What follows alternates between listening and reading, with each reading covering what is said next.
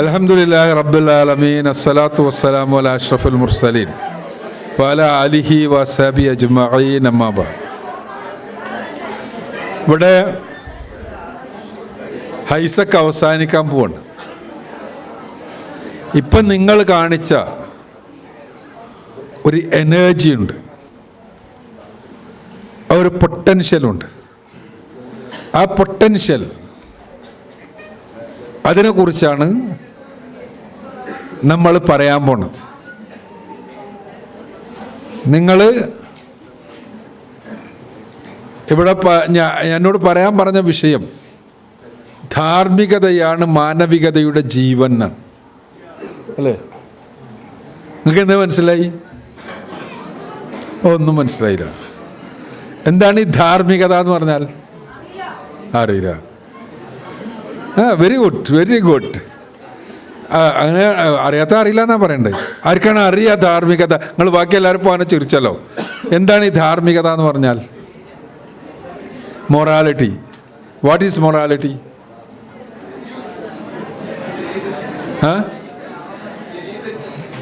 ശരി തെറ്റും. എന്താണ് ഈ ശരി?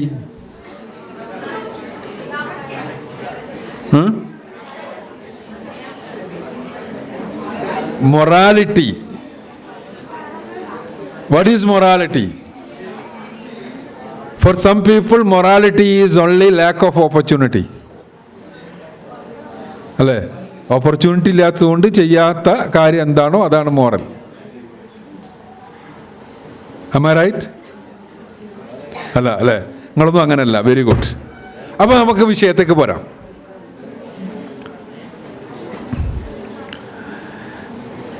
ഇവിടെ നേരത്തുള്ള സംസാരങ്ങളിലെല്ലാം, നിങ്ങളുടെ ചോദ്യങ്ങളിലെല്ലാം, ഇവിടെ ഇപ്പോൾ ഞാൻ പറയാൻ പോകുന്ന അല്ലെങ്കിൽ എനിക്ക് തന്ന തലക്കെട്ടിലെല്ലാം ഉള്ളൊരു സംഗതിയാണ് ധാർമ്മികത, മോറൽ വാല്യൂസ്, മൊറാലിറ്റി. ഇതെല്ലാം നമ്മളിങ്ങനെ ആവർത്തിച്ച് കേട്ടുകൊണ്ടിരിക്കുകയാണ്. ഇവിടെ ധാർമ്മികത എന്താന്ന് ചോദിച്ചാൽ, നിങ്ങൾ തന്നെ ചിലർ പറഞ്ഞതുപോലെ ശരി തെറ്റുകളെ വേർതിരിച്ച് മനസ്സിലാക്കി ശരി എന്താണോ അതാണ് ധാർമ്മികത എന്നെല്ലാം വേണമെങ്കിൽ പറയാം. പക്ഷെ അതിൻ്റെ മാനദണ്ഡം, അതിൻ്റെ പ്രശ്നങ്ങൾ, അതെന്താണ്, എങ്ങനെയാണ് എന്നുള്ളത് നമ്മൾ വേറെ പഠിക്കേണ്ടതാണ്.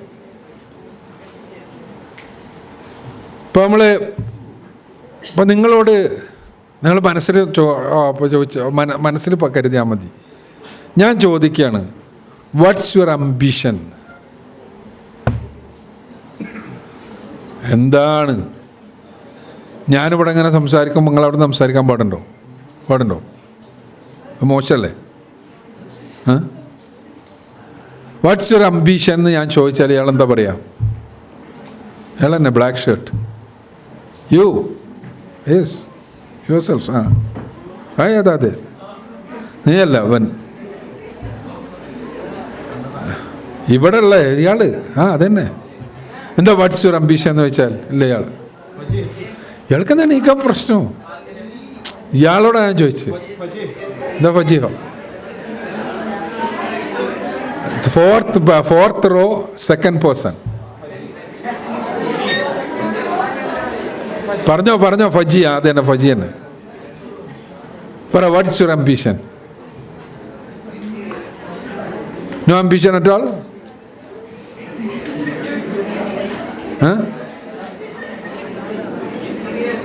എഞ്ചിനീയർ. ഇയാൾക്കൊന്നുമില്ലേ? ഞാൻ ഇയാളോട് ചോദിച്ചേ, ഇയാൾക്കൊന്നുമില്ല. ഏതായാലും എഞ്ചിനീയർ ആകണമെന്ന് ചില ആളുകൾ, ഡോക്ടറാകണമെന്ന് ചില ആളുകൾ, വേറെ പലതും. ഇപ്പോൾ ഇവിടെ AI കുറിച്ച് പറഞ്ഞു, ആർട്ടിഫിഷ്യൽ ഇൻ്റലിജൻസിൻ്റെ എക്സ്പെർട്ട് ആകണമെന്ന് കുറേ ആളുകൾ. ഇങ്ങനെ പല എക്സ്പെർട്ടൈസും സ്വപ്നം കണ്ടുകൊണ്ട് ജീവിക്കുന്ന നമ്മൾ. എന്നാൽ what is the purpose of our life എന്ന് ചോദിച്ചാൽ നിങ്ങളുടെ ഉത്തരം എന്തായിരിക്കും? What's the purpose of your life? അയാൾ പറയാ അതന്നെ, വെള്ള ഡ്രസ്സ് ഇട്ട ആൾ ഇപ്പം അങ്ങനെ അടിച്ചിരുന്നില്ലേ അയാൾ. അങ്ങനെ ഞാൻ വളരെ നിങ്ങളുള്ള ആളാണ്, ഞാനും അൻസാർ മൗലവിയല്ല. അപ്പോൾ പ്രശ്നം എന്താ വെച്ചാൽ ഗുരുത്തക്കേട് കാണിച്ചാലും ഞങ്ങൾ കാണും. പറഞ്ഞോ, what's the purpose of your life? Sorry, to live. To live, that's the purpose of our life, is it? ആ ജീവിതത്തിൻ്റെ ലക്ഷ്യം എന്താണെന്ന് ചോദിച്ചപ്പോൾ ജീവിക്കാൻ എന്നാ പറഞ്ഞത്. അങ്ങനെയാണോ? എന്താണ്? സ്വർഗത്തിലെത്തണം, ജീവിതത്തിൻ്റെ ലക്ഷ്യം. അപ്പം നമ്മൾ ഒരു ക്ലോക്കിന് നിങ്ങൾ വിചാരിച്ചു നോക്കുക. ക്ലോക്കില്ലേ, വാച്ച്. ഇപ്പം നമ്മളെല്ലാം കയ്യിലുള്ള വാച്ച് അല്ലെങ്കിൽ ചുമരിലുള്ള ക്ലോക്ക്. ആ ക്ലോക്കിൻ്റെ ലക്ഷ്യം എന്താണ് എന്ന് നമ്മൾ ചോദിച്ചാൽ എന്തിനാ? കറങ്ങിക്കൊണ്ടിരിക്കുക എന്ന ലക്ഷ്യമാണ് ആ സഹോദരി പറഞ്ഞത്. ആണോ? ക്ലോക്കിൻ്റെ ലക്ഷ്യം അതാണോ? വെറുതെ കറങ്ങാൻ വേണ്ടി കറങ്ങാണോ? ക്ലോക്കിൻ്റെ ലക്ഷ്യം എന്താണ്? ബാക്കിയുള്ളവർക്ക് സമയം അറിയിക്കുക എന്നുള്ളതാണ്. ഏത് കാര്യത്തിനും അതിൻ്റെ ലക്ഷ്യം അതിനപ്പുറത്തായിരിക്കും. അപ്പോൾ നമ്മുടെ ജീവിതത്തിൻ്റെ ലക്ഷ്യം ജീവിതത്തിനപ്പുറത്താണ്. ആ ജീവിതത്തിനപ്പുറത്ത് എന്തായിരിക്കും ലക്ഷ്യം? ജീവിതത്തിനപ്പുറത്ത് എന്തായിരിക്കും ലക്ഷ്യം? സ്വർഗമാണ് ലക്ഷ്യം. അള്ളാഹുവിൻ്റെ തൃപ്തിയാണ് ലക്ഷ്യം. ഇവിടെ ഖയ്യൂം മൗലവിയും ഖയ്യൂം ബുസ്താനിയും അതേപോലെ മറ്റെല്ലാവരും പറഞ്ഞ ജീവിതത്തിൻ്റെ ആത്യന്തികമായ ലക്ഷ്യം അള്ളാഹുവിൻ്റെ തൃപ്തി നേടിയെടുത്ത് അവൻ തൃപ്തിപ്പെട്ടവർക്ക് അവൻ നൽകുന്ന സമ്മാനമായ സ്വർഗം നേടിയെടുക്കലാണ്. അപ്പോൾ മൊറാലിറ്റി എന്ന് പറഞ്ഞാൽ നമ്മെ സംബന്ധിച്ചിടത്തോളം ജീവിതത്തിൻ്റെ ലക്ഷ്യത്തിലേക്ക് നമ്മൾ എത്തുന്നതിനുള്ള മാർഗമാണ് മൊറാലിറ്റി. മൊറാലിറ്റി എന്ന് പറഞ്ഞാൽ ജീവിതത്തിൻ്റെ ലക്ഷ്യത്തിലേക്ക് നമ്മൾ എത്താൻ ഉപയോഗിക്കുന്ന മാർഗമാണ് മൊറാലിറ്റി. നമ്മൾ മോറൽ വാല്യൂസ് തന്നെ സമൂഹത്തിൽ നിന്ന് പഠിക്കുന്ന ഒരുപാട് കാര്യങ്ങളുണ്ട്. ഇവിടെ എനിക്ക് പ്രധാനമായും നിങ്ങൾക്ക് ടീനേജേഴ്സ് എന്നുള്ള നിലക്ക് ഇപ്പം ഇന്നത്തെ ടോട്ടൽ പ്രോഗ്രാമിന് എങ്ങനെ അങ്ങോട്ട് ഒന്ന് വളരെ ചുരുക്കി പറഞ്ഞാൽ, നിങ്ങളോട് പറഞ്ഞത് നിങ്ങൾ ഇസ്ലാമികമായി ജീവിക്കണം, നിങ്ങൾ ധാർമ്മികമായ നിയമങ്ങൾ അനുസരിക്കണം, നിങ്ങൾ മാതാപിതാക്കളെ അനുസരിക്കണം, അവരുടെ സ്വപ്നങ്ങളോടൊപ്പം നിൽക്കണം, നിങ്ങൾ തിന്മകളിൽ പെടാൻ പാടില്ല, അധാർമികതകളിൽ ഉൾപ്പെടാൻ പാടില്ല, ഇങ്ങനെ കുറേ കാര്യങ്ങൾ പറഞ്ഞു. എന്നാൽ പുതിയ കാലത്തിൻ്റെ ദർശനമായി പറയപ്പെടുന്ന, ഇപ്പോൾ പലരും പറയാറുള്ള ലിബറലിസം എന്നെല്ലാണ്. എന്നാൽ ലിബറലിസം എന്നെല്ലാം പറയുകയാണെങ്കിൽ ഒരുപാട് പറയണം, ഞാനൊന്നും പറയണില്ല.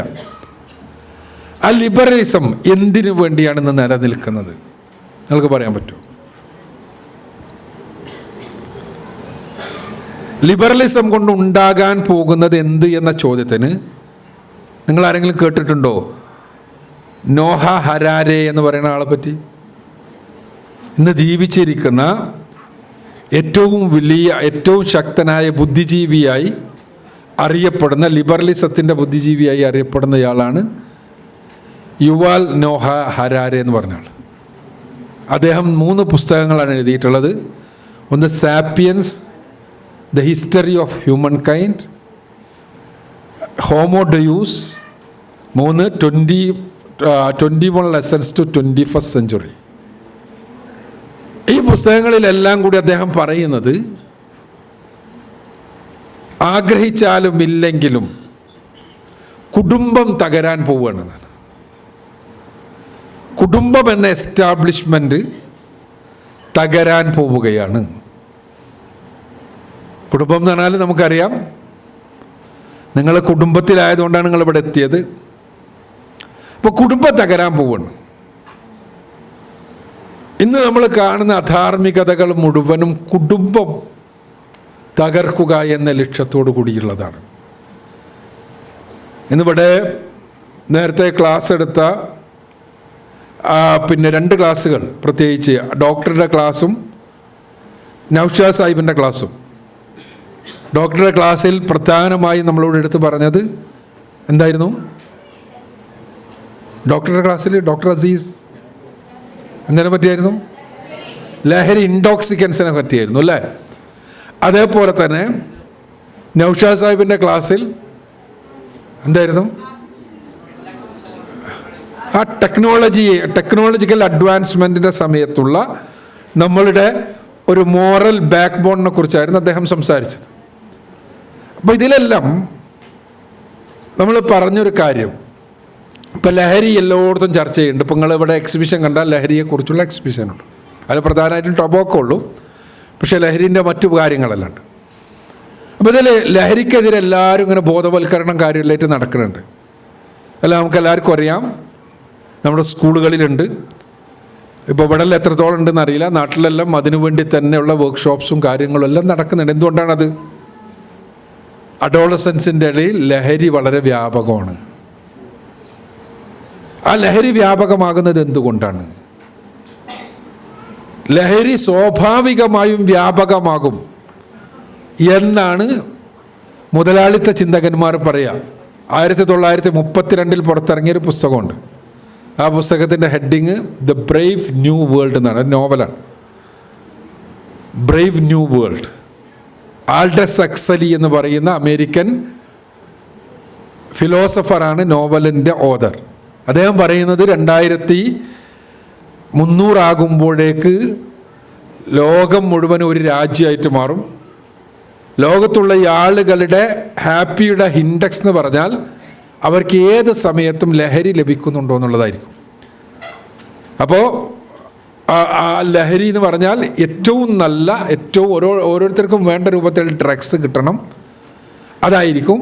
അതോടൊപ്പം തന്നെ എല്ലാ പുരുഷന്മാരും എല്ലാ സ്ത്രീകൾക്കും, എല്ലാ സ്ത്രീകളും എല്ലാ പുരുഷന്മാർക്കുമാകുന്ന ഒരവസ്ഥയാണ് അന്നുണ്ടാവുക. അതായിരിക്കും ലോകത്ത് ധീര നൂതന ലോകം. അതാണ് ലോകത്ത് ഏറ്റവും പുരോഗമിച്ച ലോകം. അതെല്ലാം ഉണ്ടാവണമെങ്കിൽ എന്ത് വേണം? കുടുംബം തകരണം. ഞാൻ ചോദിക്കട്ടെ, കുടുംബം എന്ന ഒരു സ്ഥാപനം മനുഷ്യർക്കിടയിലുണ്ടല്ലോ. ഞാൻ ധാർമ്മികതയെക്കുറിച്ചാണ് പറയണത്. ഞാൻ നിങ്ങളോട് ചോദിക്കുന്നു, എന്തിനാണ് ഈ കുടുംബം? ആരാണ് കുടുംബത്തിൻ്റെ ഏറ്റവും വലിയ ബെനഫിഷ്യറി? നിങ്ങൾക്ക് ചുറ്റും ഒരുപാട് ജീവികളുണ്ട്. ഞാൻ നേരത്തെ സംസാരിച്ചപ്പോൾ സൂചിപ്പിച്ചതുപോലെ 6000-ലധികം മാമൽ സ്പീഷീസസ് ഉണ്ട്. ആ മാമൽ സ്പീഷീസസ് എല്ലാം പ്രസവിക്കുന്നുണ്ട്, കുഞ്ഞുങ്ങളെ വളർത്തുന്നുണ്ട്. പക്ഷേ അവയൊന്നും കുടുംബമായി നിലനിൽക്കണില്ല. മനുഷ്യൻ മാത്രം കുടുംബമായി നിലനിൽക്കുന്നു. അല്ലേ? ഇപ്പോൾ നിങ്ങൾ വീട്ടിൽ നിന്നാണ് വരണത്, വാപ്പുണ്ട്, ഉമ്മുണ്ട്, മക്കളുണ്ട്, അങ്ങനെയാണ് അല്ലേ? വാപ്പാക്കാണെങ്കിൽ വാപ്പാക്ക് വാപ്പുണ്ട്, അല്ലെങ്കിൽ വാപ്പാക്ക് ഉമ്മണിയുണ്ട്. അങ്ങനെ അവരെ ആ ഒരു ഹൈറാർക്കിയിൽ നമ്മൾ പോകുന്നു. ബാക്കി ജീവികളിലൊന്നും അതില്ല. ബാക്കി ജീവികളിലും ഗ്രൂപ്പുകളുണ്ട്, പക്ഷെ കുടുംബമല്ല. എന്തിനായിരിക്കും മനുഷ്യർക്കിടയിൽ കുടുംബം? എന്തിനാ? കുറച്ചുകൂടി നിങ്ങൾക്ക് മനസ്സിലാകാൻ വേണ്ടി ചോദിക്കുന്നു, കുടുംബത്തിൻ്റെ ബെനഫിഷ്യറീസ് ആരാണ്? ഏറ്റവും വലിയ ബെനഫിഷ്യറീസ് കുടുംബം ഉള്ളത് കൊണ്ട് ഏറ്റവും ആവശ്യമാർക്കാണ്? പറയാൻ പറ്റുമോ? ഉപ്പാക്കാണോ? ഉപ്പാൻ്റെ ഉപ്പാക്കാണോ? നമുക്ക് എന്ന് പറഞ്ഞാൽ ആർക്ക്?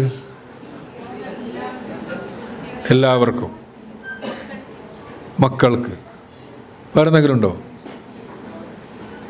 കുടുംബത്തിൻ്റെ ഫസ്റ്റ് ബെനഫിഷ്യറി ശരിക്കും മനസ്സിലാക്കിക്കോ, മക്കളാണ്. ശരിക്കും ശ്രദ്ധിക്കുക, നിങ്ങൾ വളരെ ശ്രദ്ധിക്കേണ്ടതാണ്. കാരണം നിങ്ങളുടെ ഭാവിയുടെ അടിവേരാണ് ഇവർ അറക്കാൻ ശ്രമിക്കുന്നത് എന്നാണ് ഞാൻ പറയാൻ ശ്രമിക്കുന്നത്. എന്തുകൊണ്ടാണ് മനുഷ്യനിൽ കുടുംബം? ബാക്കി ജീവികളെല്ലാം, ബാക്കി മാമൽസ് എല്ലാം അവ സ്വതന്ത്രമാകും അവ സ്വയം പര്യാപ്തമാകും. ദേ സെൽഫ് സഫിഷ്യൻ്റ് ആകും. എപ്പോന്നറിയോ? അവയുടെ ഫീഡിങ് കഴിയുന്നതോടുകൂടി. നിങ്ങൾ നാട്ടിലെല്ലാം പോകുമ്പോൾ ഇവിടെ കൂടുതലുണ്ടാവില്ല. നാട്ടിലെല്ലാം പോകുമ്പോൾ നമ്മൾ വളർത്തുന്ന ആടുകളുണ്ടാവും നിങ്ങളെ തറവാടുകളിൽ. അതല്ലെങ്കിൽ വീട്ടിൽ വളരുന്ന പൂച്ചകളുണ്ടാകും, അതല്ലെങ്കിൽ പശുക്കളുണ്ടാകും, അടുത്തൊരു പട്ടികളുണ്ടാകും, നായ്ക്കൾ. ഇവയുടെ നോക്കിയാൽ നിങ്ങൾക്ക് കാണാൻ പറ്റും. ആ ജീവികളെല്ലാം ഞാൻ നേരത്തെ പറഞ്ഞതുപോലെ ഗർഭിണികളായി കുഞ്ഞുങ്ങളെ പ്രസവിച്ച് കുഞ്ഞുങ്ങൾക്ക് മുലയൂട്ടി ജീവിക്കുന്ന ജീവികളാണ്. ഈ മുലയൂട്ടി ജീവിക്കുന്ന ജീവികൾ, അങ്ങനെയുള്ള ജീവികളുടെ എല്ലാം കുഞ്ഞുങ്ങൾ അവ മുലകുടി പ്രായം കഴിയുന്നതോടുകൂടി സ്വയം പര്യാപ്തരാകും. പിന്നെ അവർക്ക് അച്ഛനെ ആവശ്യമില്ല, അമ്മനെ ആവശ്യമില്ല, ആരെയും ആവശ്യമില്ല. നമ്മുടെ മുലകുടി പ്രായം എത്രയാണ് മനുഷ്യൻ്റെ? 2 വയസ്സ്. 2 വയസ്സായപ്പോൾ നിങ്ങളുപ്പ വിളിച്ചിട്ട് പറയാണ്, ഉമ്മ വിളിച്ചിട്ട് നിങ്ങളോട് പറയാണ്, മോനെ മോളെ നിങ്ങൾക്ക് 2 വയസ്സായി, മുലകുടി പ്രായം കഴിഞ്ഞു, ഇനി നിങ്ങൾ സെൽഫ് സഫീഷ്യൻ്റ് ആണ്, നിങ്ങൾക്ക് ഇനി സ്വന്തം ജീവിക്കാമെന്ന് പറഞ്ഞാൽ എന്തായിരിക്കും അവസ്ഥ? നിങ്ങൾക്ക് പറ്റുമോ? പറ്റൂല. എന്തുകൊണ്ടായിരിക്കും മനുഷ്യർക്ക് അത്ര വലിയ ഒരു ദീർഘമായ, നിങ്ങൾ ശരിക്കും മനസ്സിലാക്കുക, ദീർഘമായ ഒരു ചൈൽഡ്ഹുഡ് കിട്ടിയത്? നിങ്ങൾക്ക് മാത്രമേ ഉള്ളൂ അഡോളസൻസ്. എന്തുകൊണ്ടായിരിക്കും നിങ്ങൾക്ക് മാത്രം, അഥവാ മനുഷ്യർക്ക് മാത്രം ഒരു അഡോളസൻസ്? ബാക്കി ജീവികളെല്ലാം നിങ്ങൾക്ക് കാണാൻ പറ്റും. അവ പ്രായപൂർത്തി എത്തുന്നതോടുകൂടി അവ മെയ്റ്റിംഗ് നടത്തുന്നു, അവക്ക് കുട്ടികളുണ്ടാകുന്നു, ആ കുട്ടികളെ അവ വളർത്തുന്നു, അവ പിന്നെ ഫീഡ് ചെയ്യുന്നു, ഇങ്ങനെ പോകുന്നു. അതേസമയം നമുക്കതല്ല. നമുക്ക് ഒരു അഡോളസൻസ് ഉണ്ട്. നമ്മുടെ ചൈൽഡ്ഹുഡ് എന്ന് പറഞ്ഞാൽ വളരെ ദീർഘമാണ്. ഏറ്റവും ചുരുങ്ങിയത് പേരൻസിൻ്റെ സപ്പോർട്ട് നമ്മുടെ എന്തുവരെ വേണം? ഏറ്റവും ചുരുങ്ങിയത് നിങ്ങൾ അഡോളസൻസ് വരെയെങ്കിലും വേണം. അതെന്തുകൊണ്ടാണ്? അതിൻ്റെ കാരണം നിങ്ങളുടെ തലച്ചോറുകൾ വളരുന്നത് ജനനത്തിന് ശേഷമാണ് എന്നുള്ളതാണ്. ബാക്കി ജീവികളെല്ലാം തലച്ചോറുകൾ, അവയുടെ മസ്തിഷ്കങ്ങൾ, അവരുടെ ബ്രെയിൻസ്, അവയെല്ലാം ജനനത്തിന് മുമ്പ് തന്നെ പരമാവധി വളരുന്നു. ചുരുങ്ങിയത് 60, 70, 80% തലച്ചോറുമായി ജനിക്കുന്നവരാണ് മറ്റ് ജീവികളെല്ലാം. അവയുടെ പ്രായപൂർത്തിയെത്തിയ ഒരു ജീവിയുടെ തലച്ചോറിൻ്റെ 80%, 60%, 50%എങ്കിലുമോ അവയുടെ കുഞ്ഞുങ്ങൾക്കുണ്ടാവും. നമ്മളുടെ ഏകദേശം 1/5 ഉണ്ടാകുള്ളൂ. ഏകദേശം 4/1, 5/1 കിഴക്ക് നമ്മൾക്ക്. ബാക്കി മുഴുവനും ഉണ്ടാകുന്നത് ഏകദേശം 348 ഗ്രാമാണ് ജനിക്കുന്ന കുഞ്ഞിൻ്റെ തലച്ചോറിൻ്റെ വെയിറ്റ്. പ്രായപൂർത്തിയെത്തിയ ഒരാളുടെ തലച്ചോറിൻ്റെ വെയിറ്റ് 1446 ഗ്രാമാണ്. അപ്പോൾ ഈ ഒരു വളർച്ച നടക്കുന്നത് മുഴുവനും ജനിച്ചതിൻ്റെ ശേഷമാണ്. ആ വളർച്ച നടയിലാണ് നിങ്ങളുടെ പേഴ്സണാലിറ്റി രൂപപ്പെടുന്നത്, നിങ്ങളുടെ വ്യക്തിത്വം രൂപപ്പെടുന്നത്, നിങ്ങളുടെ എല്ലാം രൂപപ്പെടുന്നത് നിങ്ങളാകുന്നതിന് ശേഷമാണ്. നിങ്ങൾക്ക് ജനിക്കുമ്പോൾ നിങ്ങളുടെ ഹാർഡ്വെയർ മാത്രമുള്ളായിരുന്നു. നിങ്ങൾക്ക് ആവശ്യമുള്ള സോഫ്റ്റ്വെയറും നിങ്ങൾക്ക് ആവശ്യമുള്ള പ്രോഗ്രാംസും എല്ലാം ഉണ്ടാകുന്നത് ഈ 13 വയസ്സിനടക്കാണ്. ഈ സമയത്തെല്ലാം നിങ്ങൾക്ക് ഒരു കംപ്ലീറ്റ് ഒരു പാരൻ്റൽ സപ്പോർട്ട് ആവശ്യമുണ്ട്. ആ പാരൻ്റൽ സപ്പോർട്ടിന് പറ്റിയ രൂപത്തിലാണ് മെയിൻലി നിങ്ങളുടെ മാതാക്കളെ പടച്ചോൻ സൃഷ്ടിച്ചിട്ടുള്ളത്. ആ മാതാക്കൾക്ക് സപ്പോർട്ട് ചെയ്യാൻ പറ്റുന്ന രൂപത്തിലാണ് നിങ്ങളുടെ പിതാക്കളെ പടച്ചോൻ സൃഷ്ടിച്ചിട്ടുള്ളത്. പാരൻ്റൽ സപ്പോർട്ട് എന്ന് പറഞ്ഞാൽ നിങ്ങളുടെ ഫിസിക്കൽ, മെൻ്റൽ, ഇമോഷണൽ, സ്പിരിച്വൽ ഹെൽത്തുകൾക്കെല്ലാം നിങ്ങളുടെ വളർച്ചയിലുള്ള ഇതിൻ്റെ എല്ലാം വളർച്ചക്ക് എന്ത് വേണം? പാരൻ്റൽ സപ്പോർട്ട് ആവശ്യമുണ്ട്. ആ പാരൻ്റൽ സപ്പോർട്ട് നിങ്ങൾക്ക് തരാൻ പറ്റുന്ന രൂപത്തിൽ ഉള്ളൊരു ഘടനയുണ്ടാകണമെങ്കിൽ കുടുംബം ഉണ്ടാകണം. അല്ലെങ്കിൽ എന്താ സംഭവിക്കുക? കുടുംബമല്ലാതെ ഞാൻ ആൾഡെക്സ് എക്സൽ പറഞ്ഞ പോലെയാണെന്ന് വിചാരിക്കുക. എല്ലാവർക്കും എല്ലാ പുരുഷന്മാരും, എല്ലാവർക്കും എല്ലാ സ്ത്രീകളും. അപ്പോൾ എന്താ സംഭവിക്കുക? സ്വാഭാവികമായും മറ്റുള്ള ജീവികളിലേതുപോലെ മെയ്റ്റിങ് മനുഷ്യരിലുണ്ടാകും. മെയ്റ്റിങ് ഉണ്ടാകുമ്പോൾ അതിൽ സ്വാഭാവികമായി ഒരു പെണ്ണ് ഗർഭിണിയാകും. ആ സ്ത്രീ ഗർഭിണിയായി കഴിഞ്ഞാൽ ആ ഗർഭത്തിന് ഉത്തരവാദി ആരാണ് എന്ന് മനസ്സിലാകാൻ പറ്റൂല. സ്വാഭാവികമായിട്ടും ഈ മെയ്റ്റിങ് എല്ലാവരുമായിട്ട് ഇങ്ങനെ നടക്കുന്നത് കൊണ്ട് തന്നെ, താല്പര്യമുള്ള എല്ലാവരുമായിട്ട് മീറ്റിംഗ് നടക്കും മറ്റ് ജീവികളെപ്പോലെ. അപ്പോൾ അതിൻ്റെ ഉത്തരവാദി ആരാണെന്ന് അറിയാൻ പറ്റില്ല.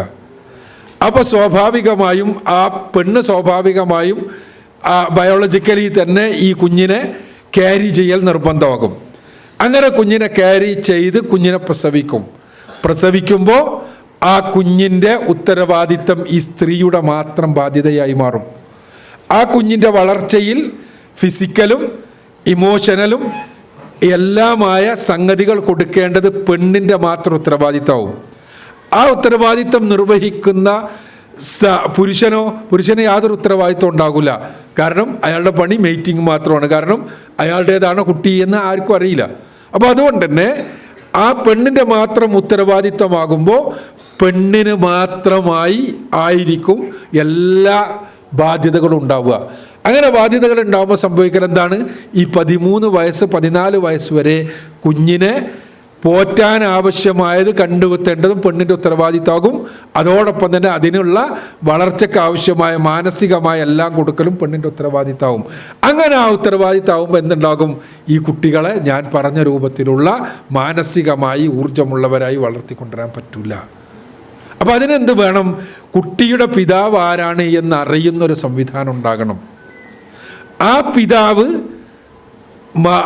ഈ മാതാവ് പ്രസവിക്കുകയും വളർത്തുകയും ചെയ്യുന്ന സന്ദർഭത്തിൽ പിതാവ് കുട്ടികൾക്ക് ആവശ്യമായ, മാതാവിന് ആവശ്യമായ ഭൗതികമായ സംവിധാനങ്ങൾ ഉണ്ടാക്കി കൊടുക്കുന്ന ഒരു സംവിധാനം ഉണ്ടാകണം. അതുണ്ടാകണമെങ്കിൽ കുടുംബം ഉണ്ടാകണം. അപ്പോൾ കുടുംബത്തിൻ്റെ ഒന്നാമത്തെ ബെനഫിഷ്യറി ആരാണ്? കുട്ടികളാണ്. ഈ കുടുംബം തകർക്കാനാണ് ലിബറലിസം ശ്രമിക്കുന്നത്. ആ കുടുംബം തകർന്നാൽ എന്താ സംഭവിക്കുക? കുട്ടികൾ അനാഥമാകും. കുട്ടികൾ അനാഥമായാൽ എന്താ സംഭവിക്കുക? സ്വാഭാവികമായും കുട്ടികൾക്ക് മാനസികമായ ആരോഗ്യം ഉണ്ടാകില്ല. അപ്പോൾ ആരോഗ്യമില്ലാഞ്ഞാൽ എന്താ സംഭവിക്കുക? ആ കുട്ടികൾ സാമൂഹ്യ ദ്രോഹികളായി മാറും, പ്രശ്നമുള്ളവരായി മാറും. അങ്ങനെയുള്ള ആളുകളാകുമ്പോൾ സാമൂഹികമായ ഒരു കമ്മിറ്റ്മെൻ്റ് ഉണ്ടാകില്ല. നിങ്ങളിപ്പോൾ അടുത്ത് ചൈനീസ് കമ്മ്യൂണിസ്റ്റ് പാർട്ടിയുടെ ഒരു വനിതാ സമ്മേളനത്തിൽ ചൈനീസ് കമ്മ്യൂണിസ്റ്റ് പാർട്ടിയുടെ പ്രസിഡന്റ് അദ്ദേഹം പ്രസംഗിച്ചത് കേട്ടു. എന്താ പ്രസംഗിച്ചത്? യുവാക്കളെ, നിങ്ങൾ വിവാഹം ചെയ്ത് നിങ്ങൾ കുഞ്ഞുങ്ങളെ ഉണ്ടാക്കി ഒന്ന് സമൂഹത്തിന് തണലാവുക. എന്താ കാരണം? അവിടെ ഇപ്പറഞ്ഞതുപോലെ വിവാഹം ചെയ്ത് കുടുംബമായി ജീവിക്കുന്ന ഏർപ്പാട് അവർ നിർത്തി. അവർ പരമാവധി ആസ്വദിക്കുകയാണ് വേണ്ടത് എന്നുള്ളിടത്തെത്തി. അപ്പോൾ ആസ്വദിക്കണമെങ്കിൽ കുടുംബം, കുട്ടികൾ എല്ലാം പ്രശ്നമാണ്. അപ്പോൾ എന്താ ചെയ്യേണ്ടത്? വെറും മെയ്റ്റിങ് മാത്രം. അപ്പോൾ അതിന് ആ മെയ്റ്റിങ് നടക്കുമ്പോൾ എന്ത് വേണം? അതിന് വേണമെങ്കിൽ ഗർഭിണികളാകാതിരിക്കാനുള്ള മാർഗങ്ങൾ സ്വീകരിക്കാം. പക്ഷേ മെയ്റ്റിങ് നടക്കുന്നു. മെയ്റ്റിങ് നടക്കുമ്പോൾ എന്നിട്ട് കുട്ടികൾ ഉണ്ടാകില്ല. അവിടെ ഇവർക്ക് ലൈംഗികമായ ആസ്വാദനം ഉണ്ടാകും. അങ്ങനെ അവരടിച്ചു പൊളിച്ച് ജീവിക്കുകയാണ്. അപ്പം എന്തില്ല? നെക്സ്റ്റ് ജനറേഷൻ ഇല്ല. നെക്സ്റ്റ് ജനറേഷൻ ഇല്ലാഞ്ഞാൽ എന്താണ് ഒരു സമൂഹത്തിൽ സംഭവിക്കുക? സമൂഹം ഒരു തലമുറയോടുകൂടി നശിച്ചു പോകും. അപ്പോൾ ഞാൻ പറഞ്ഞു വരുന്നത് അതിൻ്റെ സാമൂഹ്യമായ മറ്റു വിഷയങ്ങളൊന്നുമല്ല. കുടുംബം എന്നത് നിലനിൽക്കേണ്ടത് ഒന്നാമതായി കുട്ടികളുടെ ആവശ്യമാണ്. ആ കുട്ടികൾ അവർക്ക് ആരോഗ്യമുണ്ടായി വളരേണ്ടത് നാടിൻ്റെ ആവശ്യമാണ്, സമൂഹത്തിൻ്റെ ആവശ്യമാണ്. അത് തകർക്കുകയാണ് ഇന്നത്തെ നമ്മുടെ സ്വതന്ത്രതാവാദങ്ങളെല്ലാം. ഇന്ന് നമ്മളോട് പറയുന്നത് എന്താണ്? എല്ലാവരും സമന്മാരാണ്, എല്ലാവരും സ്വതന്ത്രരാണ്. രണ്ട് അടിസ്ഥാന മൂല്യങ്ങളാണ് ലോകത്ത് സംരക്ഷിക്കപ്പെടേണ്ടത് എന്നിടത്താണ് ഇന്നത്തെ സാമൂഹ്യ ക്രമം. അതിനാണ് ലിബറലിസം എന്ന് പറയുക. ആ രണ്ട് മൂല്യങ്ങൾ എന്താണ്? ഒന്ന് ഫ്രീഡമാണ്, മറ്റൊന്ന് ഈക്വാലിറ്റിയാണ്. ഇത് രണ്ടും, ഫ്രീഡം ഈക്വാലിറ്റി നിങ്ങൾക്കറിയാലോ. ഫ്രീഡം ഈക്വാലിറ്റി നല്ലതല്ലേ? അല്ലേ? അത് ആണെന്നാണോ അല്ല എന്നാണോ അഭിപ്രായം? ആണ് അല്ലേ? ഫ്രീഡം ആവശ്യമല്ലേ? ആവശ്യമാണ്. ഈക്വാലിറ്റി ആവശ്യമല്ലേ? ആവശ്യമാണ്. സംശയമൊന്നുമില്ല, നല്ലതാണ്. ഇസ്ലാമും പറയുന്നുണ്ട് ഫ്രീഡം വേണം, ഇക്വാലിറ്റി വേണം. പക്ഷേ അവിടെ ഒരു പ്രശ്നമുണ്ട്. എല്ലാ അർത്ഥത്തിലുമുള്ള ഫ്രീഡമുള്ള ഒരു സ്ഥലത്ത് ഒരിക്കലും ഇക്വാലിറ്റി ഉണ്ടാവില്ല. എല്ലാ അർത്ഥത്തിലും ഇക്വാലിറ്റി നടപ്പാക്കാൻ വേണ്ടി ശ്രമിച്ചാൽ ഫ്രീഡം നഷ്ടപ്പെടുകയും ചെയ്യും. അത് കുറച്ചുകൂടി ഫിലോസഫിക്കലാണ്, ഞാൻ അങ്ങോട്ട് പോണില്ല. ഇവിടെ എല്ലാ അർത്ഥത്തിലും എല്ലാവർക്കും ഫ്രീഡം ഉണ്ടെന്ന് വിചാരിച്ചോ, എന്നാൽ ലോകത്തൊന്നും നടക്കൂല. ഇപ്പോൾ ഈ പ്രോഗ്രാമിൽ എല്ലാവർക്കും ഫ്രീഡം ഉണ്ടോ? ഈ പ്രോഗ്രാം നടക്കണമെങ്കിൽ എനിക്കേ സംസാരിക്കാൻ പാടുള്ളൂ എന്ന നിയമം ഉണ്ടാവണം. എല്ലാവർക്കും ഫ്രീഡം ഉണ്ട്, എല്ലാവരും നീച്ചെന്ന് സംസാരിക്കാൻ പോവാണെന്ന് വിചാരിച്ചോ, ഈ പ്രോഗ്രാം നടക്കുമോ? ഇല്ല. അപ്പോൾ എല്ലാവർക്കും എല്ലായിടത്തും ഫ്രീഡം എന്നത് ഒരു ഒരു സ്ഥാപനം അല്ലെങ്കിൽ ഒരു സിസ്റ്റം നടക്കുവാൻ ഒരിക്കലും പറ്റൂല. ഇക്വാലിറ്റി പറ്റുമോ? എല്ലാ അർത്ഥത്തിലും ഇക്വാലിറ്റി നല്ലൊരു ആശയമല്ല, ആശയം നല്ലതാണ്. പക്ഷെ ഇക്വാലിറ്റി പറ്റുമോ? എന്തുകൊണ്ടാണ് പറ്റാത്തത്? ഞാൻ നേരത്തെ പറഞ്ഞ എക്സാമ്പിൾ തന്നെ നിങ്ങളെടുത്തോ. ഇവിടെ നമ്മളെല്ലാവരും ഈക്വലാണ് തീരുമാനിച്ചു എന്ന് വിചാരിച്ചോ, അപ്പോഴെന്താ ഉണ്ടാവുക? നിങ്ങളെല്ലാവരും ഈക്വൽ അല്ലേ? എനിക്കും സംസാരിക്കാം, നിങ്ങൾക്കും സംസാരിക്കാം, എല്ലാവർക്കും സംസാരിക്കാം, എല്ലാവർക്കും ഇഷ്ടം പോലെ ഇരിക്കാം, എല്ലാവർക്കും ഫ്രീഡം ഉണ്ട്, എല്ലാവർക്കും ഇഷ്ടം പോലെ ഇരിക്കാം. ഒരാൾ ഇങ്ങോട്ടിരിഞ്ഞിരിക്കുന്നു, കുറേ ആൾ അങ്ങോട്ടിരിഞ്ഞിരിക്കുന്നു, കുറേ ആൾ ഇങ്ങോട്ടിരിഞ്ഞിരിക്കുന്നു, കുറേ ആൾ ഇങ്ങോട്ടിരിഞ്ഞിരിക്കുന്നു, സ്റ്റേജിൽ കുറേ ആൾക്കാർ അങ്ങോട്ടിരിഞ്ഞിരിക്കുന്നു, ഇങ്ങോട്ടിരിഞ്ഞിരിക്കുന്നു. എന്തായിരിക്കും കോലം? ഈ പരിപാടി നടക്കുമോ? പരിപാടി നടക്കില്ല. അവിടെ ചില റെഗുലേഷൻസ് ആവശ്യമുണ്ട്. ഫ്രീഡമും അതേപോലെ തന്നെ ഇക്വാലിറ്റിയും ആസ്വാദകരമാകണം. രണ്ടും നല്ലതാണ്. പക്ഷേ അത് നല്ല നിലക്ക് നിലനിൽക്കണമെങ്കിൽ ചില റെഗുലേഷൻസ് ആവശ്യമുണ്ട്. ആ റെഗുലേഷൻസ് എല്ലാ രംഗത്തും വേണം. ഇപ്പോൾ ഇവിടെ എല്ലാവർക്കും എങ്ങനെയും ഡ്രൈവ് ചെയ്യാൻ ഫ്രീഡം കൊടുത്താൽ എന്തായിരിക്കും സ്ഥിതി? ഫ്രീഡം എന്ന് പറഞ്ഞാൽ അങ്ങനെയാണല്ലോ. എല്ലാവർക്കും എങ്ങനെയും ഡ്രൈവ് ചെയ്യാൻ ഫ്രീഡം കൊടുത്താൽ റോട്ടിൽ ആർക്കെങ്കിലും ഡ്രൈവ് ചെയ്യാൻ പറ്റുമോ? ഇല്ല. കാരണം ഒരാൾ ഇങ്ങോട്ട് ഡ്രൈവ് ചെയ്യുമ്പോൾ അയാൾ അങ്ങോട്ടും ഡ്രൈവ് ചെയ്യുന്നു അല്ലേ? ഒരു ഇതുമില്ല, ഒരു സൈഡും ഇല്ല, ലെഫ്റ്റും ഇല്ല, റൈറ്റും ഇല്ല. എല്ലാവർക്കും ഫ്രീഡം അല്ലേ? എന്താ പ്രശ്നം? എനിക്കിഷ്ടമുള്ള ആര് ഡ്രൈവ് ചെയ്യാൻ എനിക്ക് അവകാശമല്ലേ എന്നൊരാൾ ചോദിക്കുകയാണ്. എല്ലാവരും അങ്ങനെ ചോദിച്ചാൽ ഡ്രൈവിങ് തന്നെ നടക്കില്ല. അപ്പോൾ അതിനെന്ത് വേണം? ഫ്രീഡം നിലനിൽക്കണമെങ്കിൽ ചില റെഗുലേഷൻസ് ആവശ്യമുണ്ട്. ജീവിതത്തിൽ ഫ്രീഡം, യഥാർത്ഥത്തിൽ ഫ്രീഡം ആസ്വദിക്കാൻ കഴിയണമെങ്കിൽ ചില റെഗുലേഷൻസ് ആവശ്യമുണ്ട്. ആ റെഗുലേഷൻസ് ആണ് ശരിക്കും പറഞ്ഞാൽ ധാർമ്മികത എന്നതുകൊണ്ട് ഉദ്ദേശിക്കുന്നത്. ഫ്രീഡവും ഇക്വാലിറ്റിയും നിലനിൽക്കണമെങ്കിൽ ചില റെഗുലേഷൻസ് വേണം. ഇക്വാലിറ്റി നിങ്ങൾ ആലോചിച്ച് നോക്കുക.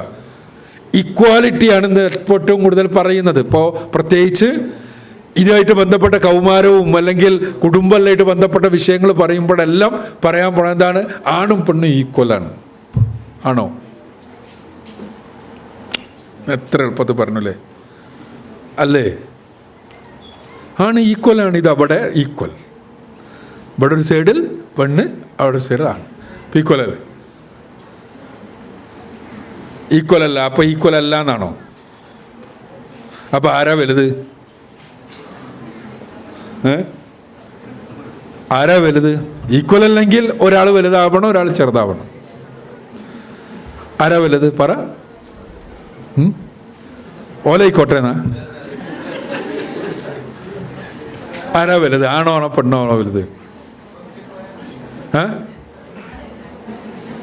ആണ് ആണ് നമ്മളെല്ലാം ഒന്നാണ് അല്ലേ?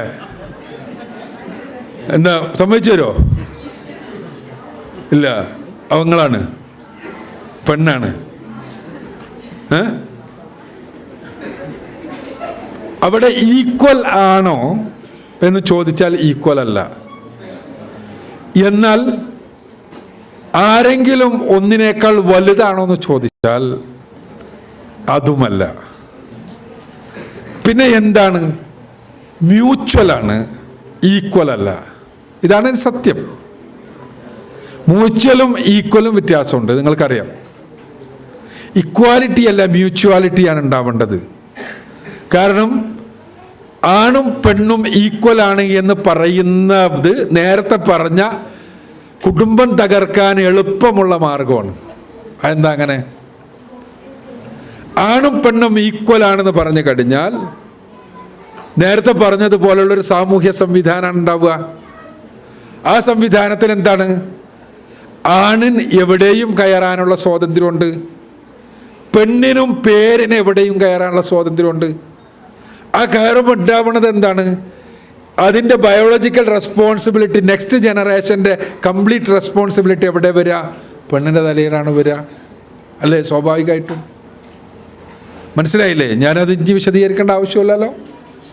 ആ റെസ്പോൺസിബിലിറ്റി വരുന്ന രൂപത്തിലായിരിക്കും. അപ്പോൾ അതുകൊണ്ട് തന്നെ ഇക്വാലിറ്റി എന്നത് ഇല്ലാത്ത കാര്യം പറഞ്ഞുണ്ടാക്കിയിട്ട് ആരെടങ്ങാറാക്കാനാണ്? അത് ഇടങ്ങാറാർക്കുണ്ടാവുക, അതുകൊണ്ട് ബുദ്ധിമുട്ടാർക്കുണ്ടാവുക? സ്ത്രീകൾക്കുണ്ടാവുള്ളൂ.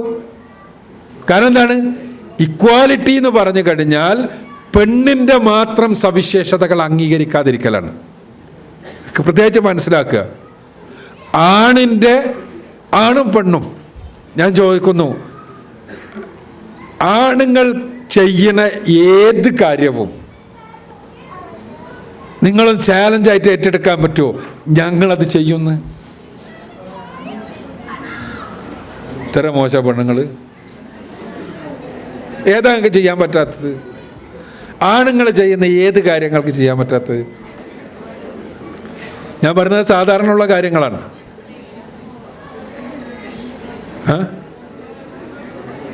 ഏത് കാര്യമാണ് ചെയ്യാൻ പറ്റാത്തത്? ഒരല്പം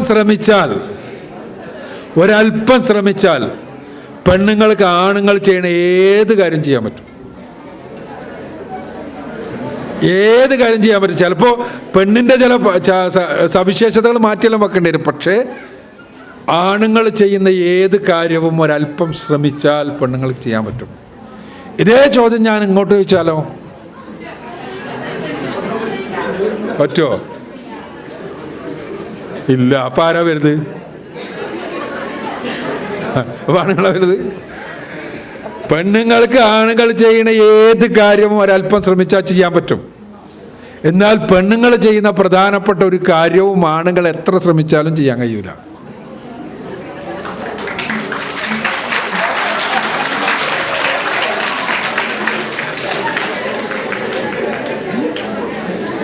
ആ കാര്യം എന്താണ്? നിങ്ങൾക്കറിയാവുന്നതാണ്.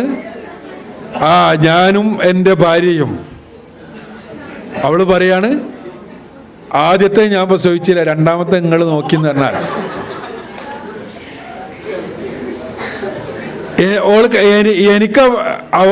എനിക്ക് അവളോട് പറയാം, എന്ത്? ആദ്യത്തിന് ഞാൻ ചെലവിന് കൊടുത്തില്ലേ പ്രയാസങ്ങൾ, നീ രണ്ടാമത്തിന് ചെലവ് നീ കണ്ടുപിടിക്കണം എന്ന് പറഞ്ഞാൽ അവൾക്ക് കണ്ടുപിടിച്ചേ പറ്റൂ, അല്ലെങ്കിൽ അവൾ കണ്ടുപിടിക്കുക, അതിനുള്ള മാർഗങ്ങൾ അവൾക്ക് ഉണ്ടാക്കാൻ പറ്റും. അതേ കണ്ടീഷൻ അവൾ എന്നോട് പറയാണ്, ആദ്യത്തെ ഞാൻ പ്രസവിച്ചില്ല, രണ്ടാമത്തെ നിങ്ങൾ പ്രസവിച്ചോ എന്ന് പറഞ്ഞാൽ. ഞങ്ങൾക്ക് ഒരു ഇരട്ട കുട്ടികളുണ്ടായി, 2 കുട്ടികൾ. അവൾ എന്നോട് പറയുന്നു, ഒന്നിനെ ഞാൻ മുലയെടുത്തോളാം, ഒന്നിനെ നിങ്ങൾ നോക്ക്. പറ്റുമോ? ഇല്ല. അവിടെ പെണ്ണുങ്ങളുടെ മാത്രം ചില സവിശേഷതകളുണ്ട്. ആ സവിശേഷതകൾ കൃത്യമായിട്ട് മനസ്സിലാക്കുക. ആ സവിശേഷതകൾ യഥാർത്ഥത്തിൽ നെക്സ്റ്റ് ജനറേഷൻ്റെ നിലനിൽപ്പിന് ആവശ്യമാണ്. ആ സവിശേഷതകൾ ഉള്ളത് കൊണ്ടാണ് നമുക്കൊന്ന് തല താഴ്ത്തി തല ചൊറിഞ്ഞ് പറയേണ്ടി വരും, നമ്മളെല്ലാം ഇങ്ങനെ ആയത്. എൻ്റെ ഉപ്പയുള്ളത് കൊണ്ട് തന്നെയാണ് ഞാൻ വലുതായത്. പക്ഷേ ഉപ്പയില്ലായിരുന്നെങ്കിലും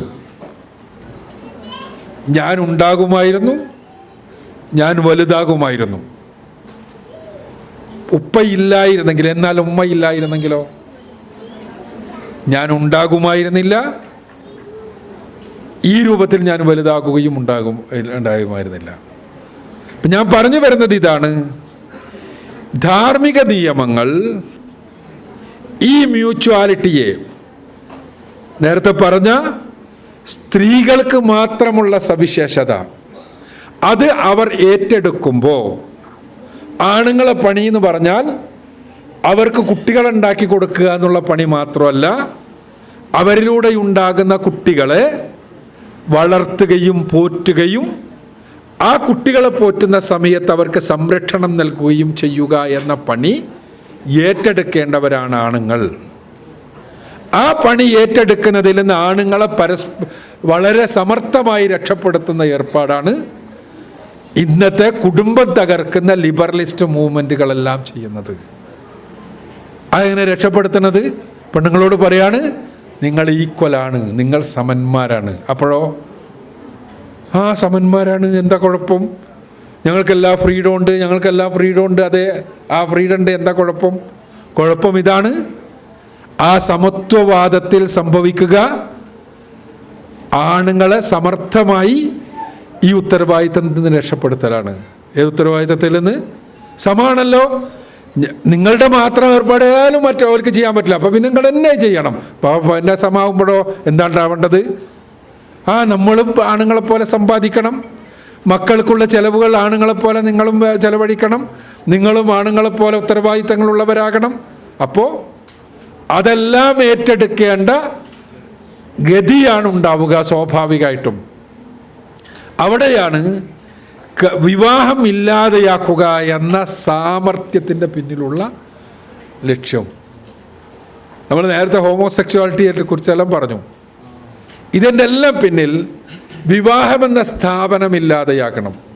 വിവാഹം എന്ന സ്ഥാപനം ഇല്ലാതെയാൽ എന്താ ഉണ്ടാവുക? സെക്സ് ഉണ്ടാവില്ലേ? സെക്സ് ഉണ്ടാകും, സ്വാഭാവികമായും മനുഷ്യർക്ക് സ്വാഭാവികമായ സംഭവം ഉണ്ടാവും. സെക്ഷുവൽ അർജ് എല്ലാവർക്കും ഉണ്ടാകും, ആണിനും പെണ്ണിനും ഉണ്ടാകും.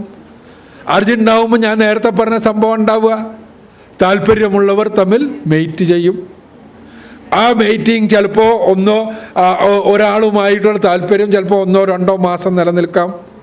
അത് കഴിഞ്ഞാൽ രണ്ടാളും പിരിഞ്ഞാൽ പിന്നെയും ആണ് വേറെ ആളെ തെരഞ്ഞു പോകും. പെണ്ണിനും ചിലപ്പോൾ വേറെ ആളെ തെരഞ്ഞു പോകാനുള്ള സ്വാതന്ത്ര്യമുണ്ട്.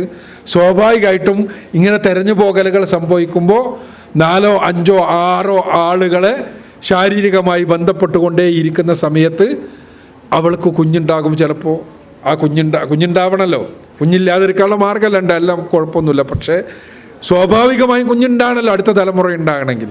ആ കുഞ്ഞിൻ്റെ ഉത്തരവാദിത്തം മുഴുവൻ ഇവളുടെ മാത്രം തലയിലാകും. ഇതാണ് സ്വാഭാവികമായും സംഭവിക്കുക. അതാണ് സംഭവിച്ചു കൊണ്ടിരിക്കുന്നത്. ഇന്ന് നമ്മുടെ സമൂഹത്തിൽ വിവാഹത്തെ ഒഴിവാക്കിയിട്ട് കോഹിബിഷൻ എന്നാണ് പറയണത്. എന്താ കോഹിബിഷൻ ആയാലും എന്താ സൗകര്യം? കോഹിബിഷൻ എത്ര നല്ല ആശയമാണ്. രണ്ടാളുകൾ ഒരുമിച്ച് ജീവിക്കാൻ തീരുമാനിക്കുന്നു. ആർക്കും എപ്പോഴും സൗകര്യമില്ലെങ്കിൽ ഇറങ്ങിപ്പോകാം, ആ രൂപത്തിലുള്ള ബന്ധം. അപ്പോൾ ഒരു റെസ്പോൺസിബിലിറ്റിയും ഇല്ല. ആ സൗകര്യമില്ലെങ്കിൽ ഇറങ്ങിപ്പോകുമ്പോൾ ആർക്കാണ് ഏറ്റവും അധികം പ്രശ്നം ഉണ്ടാകുന്നത്? Physical and emotional. ആണിൻ്റെ ലൈംഗികത എന്നത് നമ്മൾ മനസ്സിലാക്കുക, അത് മോർ ഫിസിക്കലാണ്, പെണ്ണിൻ്റേത് മോർ ഇമോഷണലാണ്. നിങ്ങൾക്കെല്ലാം മനസ്സിലാക്കാൻ സമയമായി, അതുകൊണ്ട് തന്നെയാണ് ഞാൻ പറയുന്നത്. അപ്പോൾ ഈ ഇമോഷണൽ ആയിട്ടുള്ള അറ്റാച്ച്മെൻ്റ് ഉണ്ടായി വരുമ്പോഴേക്ക് മൂപ്പർക്ക് താല്പര്യം നഷ്ടപ്പെട്ടിട്ട് വേറെ സ്ഥലത്തേക്ക് പോകും. ഇവൾ ഇമോഷണലി തകരും. അതോടൊപ്പം തന്നെ ഫിസിക്കലിയും അവൾ അടിമപ്പെടുത്തപ്പെടും. ഇതാണ് സംഭവിക്കുന്നത്. ഞാൻ പറയുന്നത് ഇതാണ്, നമ്മുടെ പുതിയ തലമുറയിൽ നിങ്ങൾ കൗമാരക്കാരെന്നുള്ള നിലക്ക് ശ്രദ്ധിക്കേണ്ടത്, നിങ്ങളെയാണ് വഴിതെറ്റിക്കാൻ വേണ്ടി ശ്രമിക്കുന്നത്. നമ്മുടെ മനുഷ്യ സമൂഹം നിലനിൽക്കണമെങ്കിൽ അടുത്ത തലമുറ ആരോഗ്യമുള്ളവരാകണം. ആ ആരോഗ്യം ഉള്ളവരാകണമെങ്കിൽ തീർച്ചയായും പെണ്ണുങ്ങൾ അവരുടെ പ്രധാനപ്പെട്ട ദൗത്യം നിർവഹിക്കാൻ കഴിയണം. അവർക്ക് ആ ദൗത്യം നിർവഹിക്കുന്ന സമയത്ത് അവർക്ക് പൂർണ്ണമായി സപ്പോർട്ട് ചെയ്യാൻ ഉള്ള രൂപത്തിൽ ആണുങ്ങൾ ഉണ്ടാകണം. ഈ രൂപത്തിലുള്ളൊരു സംവിധാനം ഇല്ലാതെയാകുമ്പോൾ സംഭവിക്കുക ഞാൻ നേരത്തെ പറഞ്ഞ ദുരന്തമാണ്. ആ ദുരന്തം സംഭവിക്കുന്ന രൂപത്തിൽ സമൂഹത്തെ സ്വാതന്ത്ര്യം പറഞ്ഞ് പിന്നെ അതേപോലെ തന്നെ സമത്വം പറഞ്ഞ് തെറ്റിദ്ധരിപ്പിച്ച് സമൂഹത്തെ കൊണ്ടുപോവുകയാണ്. സമൂഹത്തെ കൊണ്ടുപോയിട്ട് സംഭവിക്കാൻ പോകുന്നത് കുടുംബം എന്ന സ്ഥാപനം തകരലാണ്. കുടുംബം എന്ന സ്ഥാപനം തകർന്നാൽ നേരത്തെ സൂചിപ്പിച്ചതുപോലെ പുതിയ തലമുറ, അടുത്ത തലമുറ ഈ രൂപത്തിലുണ്ടാവില്ല. നിങ്ങൾ ആലോചിച്ച് നോക്കുക, നിങ്ങൾക്ക് ഉപ്പയും ഉമ്മയും ഒരേപോലെ ഇല്ലെങ്കിലുള്ള നിങ്ങളുടെ അവസ്ഥ അത് മാത്രം നിങ്ങൾ ചിന്തിച്ചാൽ മതി. നിങ്ങളുടെ വീട്ടിൽ നിങ്ങളെ സംരക്ഷിക്കാൻ വേണ്ടി ഉപ്പയും ഉമ്മയും ഉണ്ട്. ഇല്ലായിരുന്നു നിങ്ങളുടെ വീട്ടിൽ ഉമ്മ മാത്രമേ ഉള്ളൂ, ഉപ്പ ആരാണ് എന്ന് നിങ്ങൾക്കറിയാൻ കഴിയാത്തൊരവസ്ഥയെന്ന് വിചാരിക്കുക. നിങ്ങൾക്കറിയില്ല ഉപ്പ ആരാന്ന്. കാരണം എന്താണ്? ഉമ്മ പലരുമായും ബന്ധപ്പെട്ടിട്ടുണ്ട്, അതിൻ്റെ ഇടക്ക് നിങ്ങളാകുന്നൊരു കുട്ടിയുണ്ടായിട്ടുണ്ട്. അങ്ങനത്തെ ഒരു അവസ്ഥയായിരുന്നെങ്കിലുള്ള അവസ്ഥ ആലോചിച്ചാൽ മതി. ആ ഒരു അവസ്ഥയുണ്ടാക്കാനാണ് ഇവർ ശ്രമിച്ചുകൊണ്ടിരിക്കുന്നത്. അതുകൊണ്ട് വളരെ അപകടകരമായ ആശയമാണിത്. ആ ആശയത്തിനെതിരെ നിങ്ങളെ ബോധവൽക്കരിക്കാനും നിങ്ങളെ തന്നെ ആ ആശയത്തിനെതിരെയുള്ള പ്രചാരകരാക്കി മാറ്റുവാനുമെല്ലാം ഉദ്ദേശിച്ചു കൊണ്ടുള്ളത് തന്നെയാണ് ഹൈസക്കിനെ പോലെയുള്ള പദ്ധതികൾ. വളരെ മെല്ലെ ഞാൻ നിങ്ങളോട് ഈ വിഷയങ്ങൾ പറഞ്ഞു പോയത് ഇത് നിങ്ങളുടെ മനസ്സിൽ തട്ടണമെന്നുള്ളത് കൊണ്ടാണ്.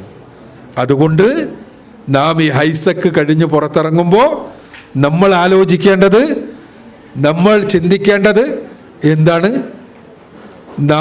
നമുക്ക് കുടുംബം തകർക്കുന്ന ഒരു ആശയവുമായി നമുക്കൊരു ബന്ധമില്ല.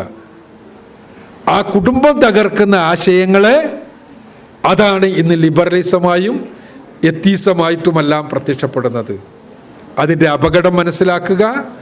നാം നമ്മുടെ സമൂഹത്തെ ധാർമ്മികതയിലൂടെ, ഈ നിയമങ്ങളിലൂടെ കൃത്യമായ സ്വാതന്ത്ര്യവും അതേപോലെ സമത്വവും ശരിക്കും ആസ്വദിക്കാൻ കഴിയുന്ന റെഗുലേഷൻസിലൂടെ വളർത്താൻ ശ്രമിക്കുക. അതിനുവേണ്ടിയുള്ള പ്രചോദനമായി ഇവിടെ നിന്ന് പോവുക. അള്ളാഹു നമ്മെ അനുഗ്രഹിക്കട്ടെ. വാഖിറു ദഅവാന അൽഹംദുലില്ലാഹി റബ്ബിൽ ആലമീൻ. അസ്സലാമു അലൈക്കും.